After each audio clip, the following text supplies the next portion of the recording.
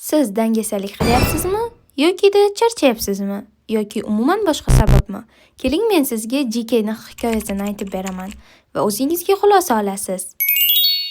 JK poyezdda ketayotgan vaqtida xayoliga bir bolani keltiradi va bu xayol unga turtki bo'lib hikoya yozishni boshlaydi.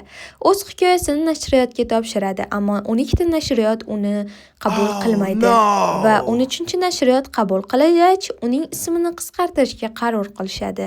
Sababi kim? U ayol kishi edi va ko'pchilik bunga yomon fikrda bo'ladi degan maqsadda uning ismini JK ga qisqartirishadi.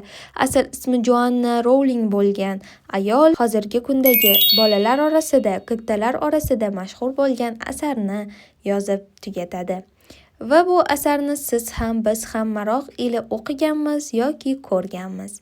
Xo'sh, bu yerda biz nimaga xulosa olamiz desangiz, u aslida kulbadek joyda yashagan va u yolg'iz ona edi va u ayol edi. Unga bu asarni yozishiga bu narsalar to'sqinlik qilmadi. Xo'sh, unda sizga nima to'sqinlik qilyapti? O'zingizga bu savol uchun javob bera olasizmi?